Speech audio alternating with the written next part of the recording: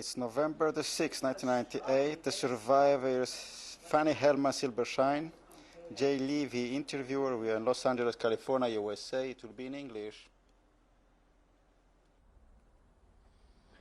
My name is Jay Levy. I'm interviewing Fannie Hellman at her home in Los Angeles, California, November 6, 1998. We will be conducting the interview in English.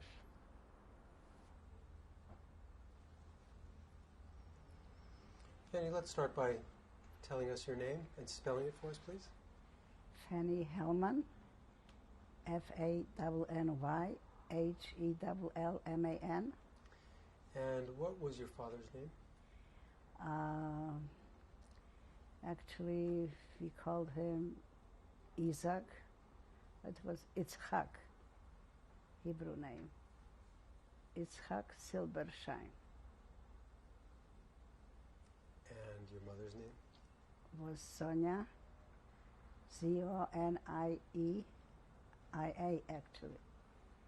And was Silbershine, maiden name Einhorn. What day were you born?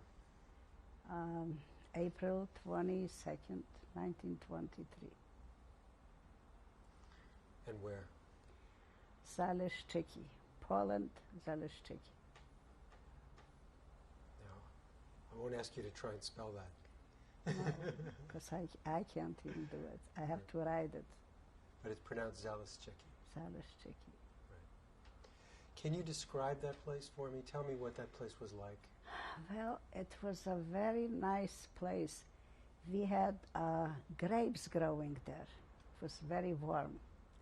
It was more like a place where people used to come, especially summer months.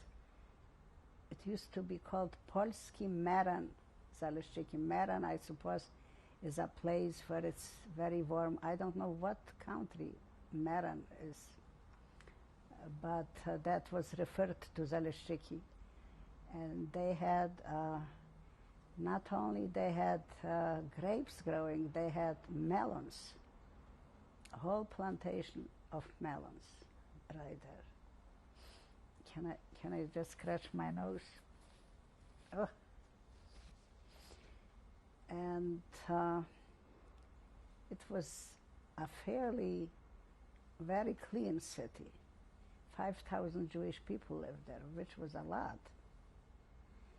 because that city probably had maybe 10,000 people altogether. So, and it was south of Poland, but it was Poland. But then it was actually a part of Ukraine.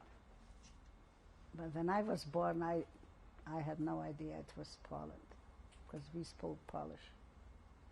And of course, we spoke Ukraine too. We had classes that we had to speak Ukraine. And what is more significant, I remember cherry trees, right? At the end of every street, especially the main street, don't remember exactly the name. Kościuszko, no, that was a Polish hero. I think it was a different name, whatever.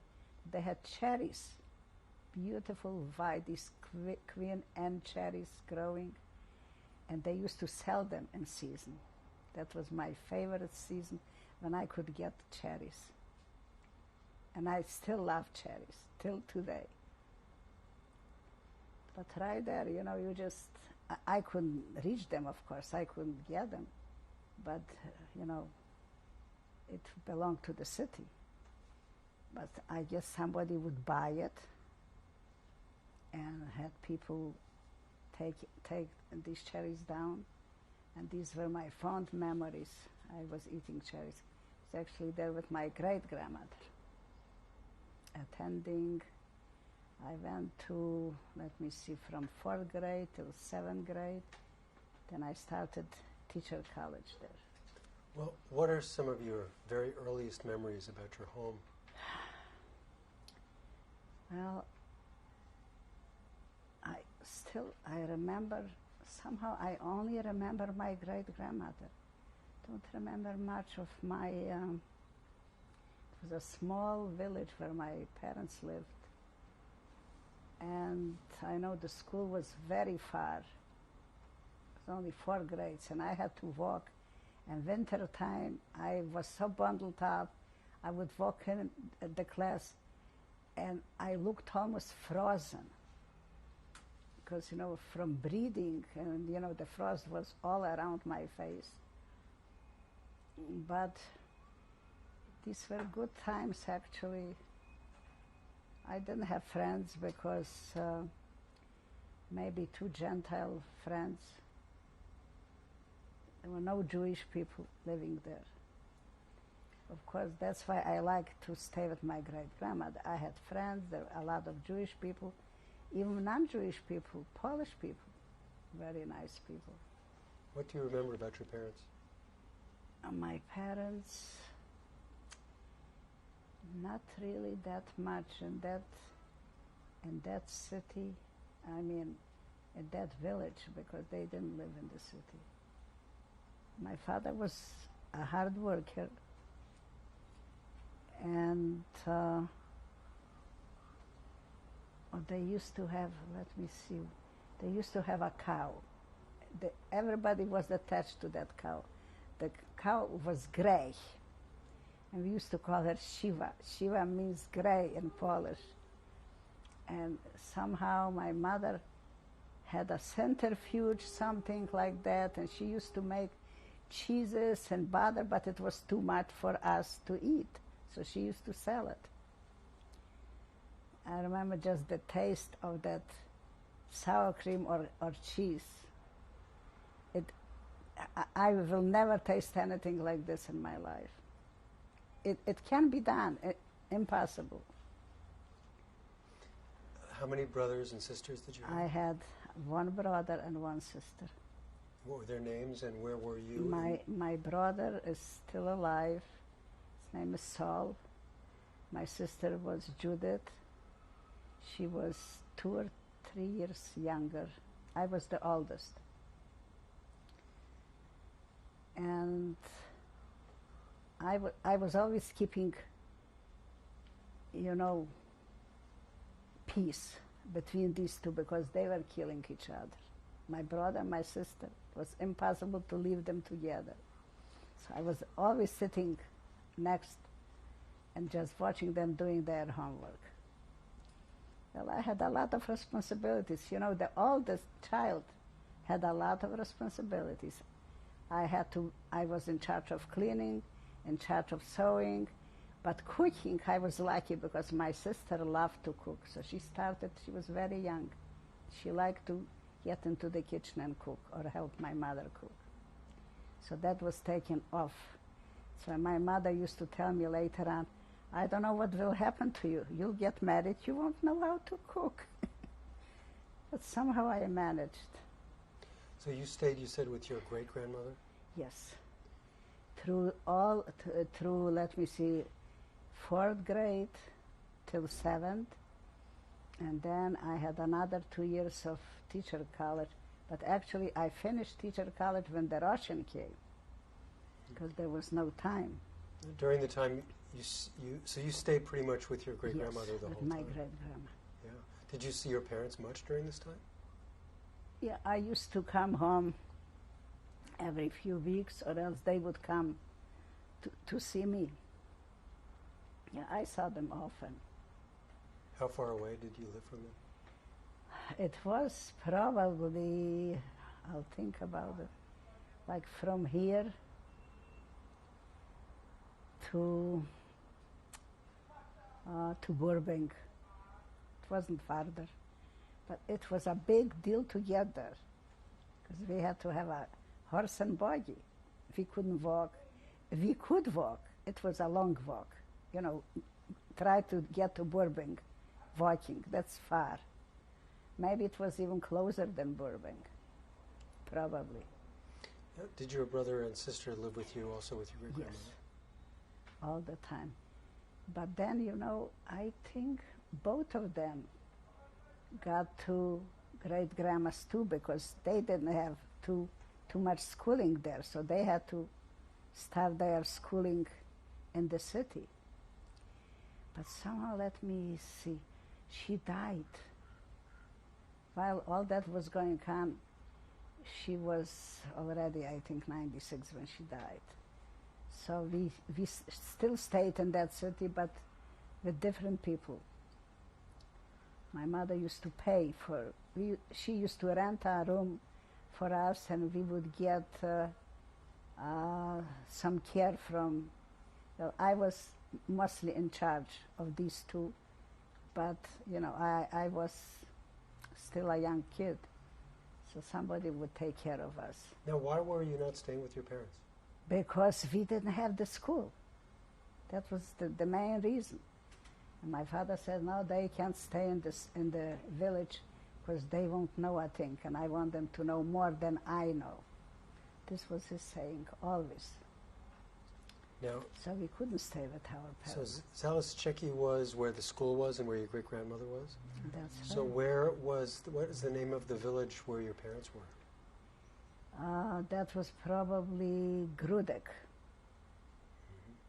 At that time, yes, when we were going to school, it was Grudek. What do you remember about school?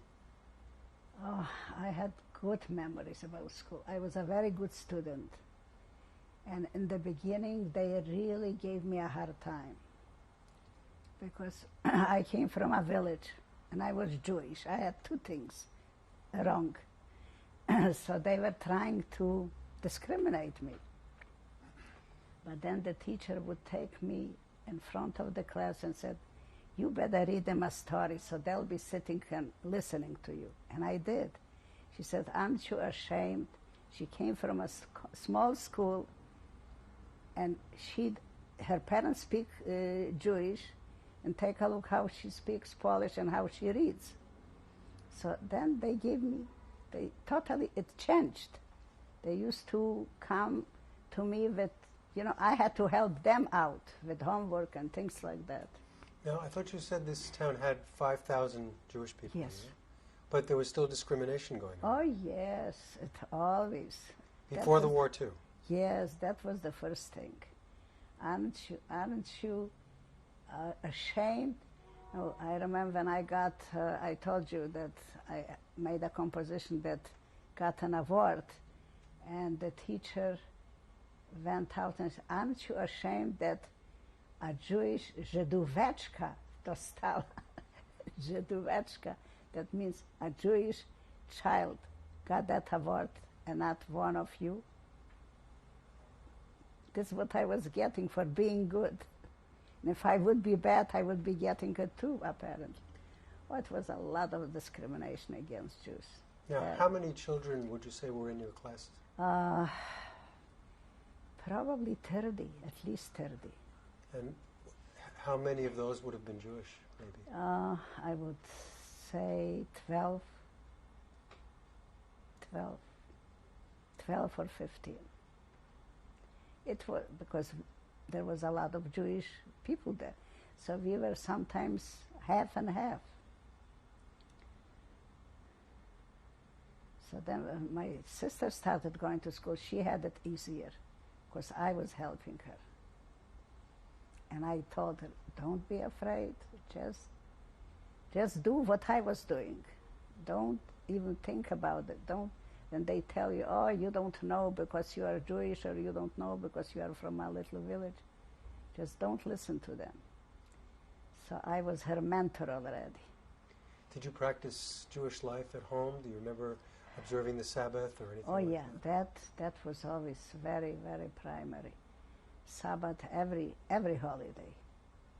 My mother used to teach me how to bake things. But, you know, you had to do everything by yourself. You had an oven, you had to bake. And it wasn't easy. You didn't turn just the thing. You had to put some, either coal or you had to put some wood into the oven. It was not an easy life, but it was nice. As long, they didn't kill us and they didn't beat us, we were okay. We always survived. Did you have any kind of favorite games or activities or toys or things you would do outside toys. of school? I never had a doll. I remember we used to make our own dolls. Don't even remember what we used to do, but they were, well, I think maybe later on my sister received a doll. And it was something unbelievable. We couldn't believe it. Take a look. It's a real doll. That was the first doll and the last doll probably. No, we didn't have many things. So that's when we came to United States and my kids were born. I mean, my daughter was already 3. And, we couldn't walk down with her. Everything she saw, she wanted. She was born in Germany. And we didn't have too many things there either because we lived in a camp. So, did you have many friends at school? Yes, I had actually a lot of Polish friends. Well, they were trying to get something from me because homework, I used to help them with homework. I used to make compositions for them. So that was the only reason I think there was one that really liked me because she liked me. But I still was doing her homework. And Yeah. she used to come home and with her papers and I would help her out. Even in school, sometimes before we came to school, let's say it started 8 or 8:30, I used to come 7:30, and I did help a lot of, I remember a lot of people that came, had their homework, but they were not sure really what they were doing. So I had to correct them. So, and the teacher knew about it. But they didn't punish anyone because actually it was written by that student. And I was just helping. I didn't write, my handwriting or anything. So it was, I felt very important at that time. Would you say there was a difference in the way that you were treated between your Jewish friends and your non-Jewish friends? Not really that. I only had 2 Jewish friends. And I had probably 4 or 5 Polish friends. So it was always, Jewish friends were always somehow scared. I couldn't have them open to me, or else one of them was a real bigot. I didn't like her, but she didn't like anyone. And I decided not to bother with her, because she was always complaining, this one is not good, and how come you are friends with that one, and she's not good, and that was not good. To me, everybody that was decent was okay. Mm-hmm. When did you first sense that there was any kind of trouble or danger You mean being Jewish? For the Jew? For the Jews. Or right away? When you say right away, when was that? Well, even in that little village school, I noticed that. Because I was always labeled, oh, that little Jewish girl. They wouldn't call me by name, Fancha or whatever. That little Jewish girl did it. Even if I didn't do it, they were trying to put all the blames on me. But the teacher knew. The teacher was a very nice person. She said, no, she couldn't even have done it. So then they just left me alone. And this is when you were about how old? Oh, probably starting 6 years old. So that's around 1929, 1930, well before the war. That's right. It was always there. I could feel it. It was like electricity. It was there. The Jews were just not liked. Even if you tried really to be nice to them. Well, eventually I was not beat up like other kids used to be beaten, really beaten, or else they had to bring money. I didn't have that problem. I never had, because they said, well, this is a nice Jewish girl. So I had the privileges. But it was all the time. I think it was just there. That's it. And at what point did it start getting worse? Well, I guess when the war, all these troubles started in Germany, and we knew that a man named Hitler, he was actually a painter, not a picture painter. He was painting houses, and this is when it started really, really bad, because wherever we went, we felt that it is going to happen. Some people said, oh no, it won't happen here, it won't happen here. And that we had Russian coming, because see, I have friends that had Germans for 4 years, and that was a disaster. We had Germans only for 2 years. And they managed to kill us, almost all of us. What do you mean you had Germans for 2 years? We had Russian, when the war started, we got Russians for 2 years. You know, the Polish army was beaten, and they divided. They said, you take, that was at that time when Russia and Germany kind of, you know, conspired. They said, okay, you take this part of Poland and we'll take this part. So we got the Russians, and it was, of course, much better. Now, what happened? When the Russians came in, what do you remember about that? How did things change? You couldn't have your own businesses. That was liquidated. At that time, I think I became a teacher because I had to. It was my choice: either become a teacher or else you have to go someplace to Russia to do who knows what. So we decided, my parents decided. So this, when I finished teacher college, I became a teacher in the same village where I was born. In Grudek? Yeah, no, that was Volince. We lived in Grudek. And I remember what I was getting for the whole month pay. I could buy one shoe. I couldn't buy two. I needed 2 shoes. You know, you need a pair of shoes, but I had only money for one. So my father had a very good job. I don't know. They gave him a job, and again in a mill, because he was professional. He knew how to operate and do things. So he got a government job, and it was paid very well. So he said, don't worry, you have money for one shoe, I'll give you money for the other shoe. That was it, 2 shoes. I didn't have enough money for 2. This is what I was getting being a teacher. Now, what about the rest of your family when the Russians came in?